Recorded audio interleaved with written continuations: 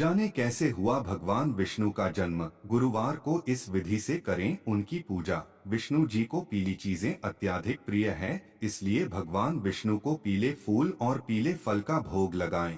कामिका एकादशी का व्रत करने से व्यक्ति की सभी मनोकामनाओं की पूर्ति होती है और उसके समस्त पापों का नाश हो जाता है। हिंदू धर्म में गुरुवार के दिन भगवान विष्णु की पूजा के लिए बेहद खास माना जाता है। कहते हैं सच्चे मन से उनकी पूजा करने वाले भक्तों की सभी मनोकामनाएं भगवान विष्णु जरूर पूरा करते हैं। हिंदू धर्म शास्त्र के अनुसार गुरुवार ब्रह्मा, विष्णु और महेश को हिंदू धर्म में काफी मान्यता दी गई है।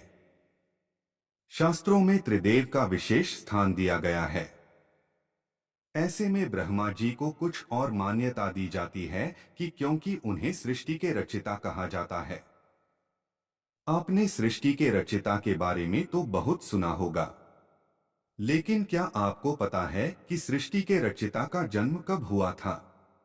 आइए जानते हैं इस आर्टिकल में। को भगवान विष्णु की विधिवत पूजा करने से जीवन के सभी संकटों से छुटकारा मिलता है। भगवान विष्णु जगत के पालनहार कहलाते हैं। मान्यता है कि गुरुवार के दिन अगर भक्त विष्णु जी की विधिवत पूजा करते हैं और गुरुवार के उपायों को आजमाते हैं तो उनके जीवन में किसी प्रकार की कोई समस्या नहीं रहती है। आइए जानते हैं कैसे हुई भगवान विष्णु की उत्पत्ति और कैसे करें उनकी पूजा। विष्णु जी की पूजा विधि से पहले गुरुवार के दिन सुबह सूर्योदय से पहले उठें, उसके बाद स्नान कर साफ कपड़े पहनें, किसी चौकी पर साफ वस्त्र बिछाकर उस पर भगवान विष्णु जी की प्रतिमा स्थापित करें। विष्णु जी को पीली चीजें अत्यधिक प्रिय है, इसलिए भगवान विष्णु को पीले फूल और पीले फल का भोग लगाएं। इसके बाद भगवान विष्णु जी को धूप व दीप दिखाएं। विष्णु जी की आरती जरूर करें। गुरुवार के दिन केले के वृक्ष की पूजा का विशेष महत्व है, इसलिए इस दिन केले के वृक्ष की पूजा अवश्य करें। विष्णु जी की उत्पत्ति शिव पुराण के अनुसार भगवान शंकर जी ने ही विष्णु जी को उत्पन्न किया। एक बार शिव जी ने पार्वती से कहा कि एक ऐसा पुरुष होना चाहिए जो सृष्टि का पालन कर सके। अगर आप हमारे चैनल पर नए आते हैं तो हमारे चैनल को सब्सक्राइब करें और श्री विष्णु हरि जरूर कमेंट करें। शक्ति के प्रताप से विष्णु जी का आविर्भाव हुआ।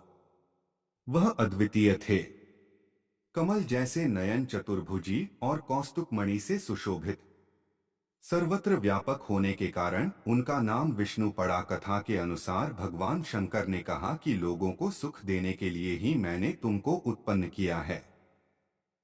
कार्य साधना के लिए तुम तप करो। विष्णु जी ने तप किया, लेकिन शंकर जी के दर्शन नहीं हुए। फिर तप किया तो क्या देखते हैं कि उनके शरीर से तमाम जलधाराएं बह निकली, हर तरफ पानी पानी हो गया। तभी उनका एक नाम नारायण पड़ा, उन्हीं से सब तत्वों की उत्पत्ति हुई।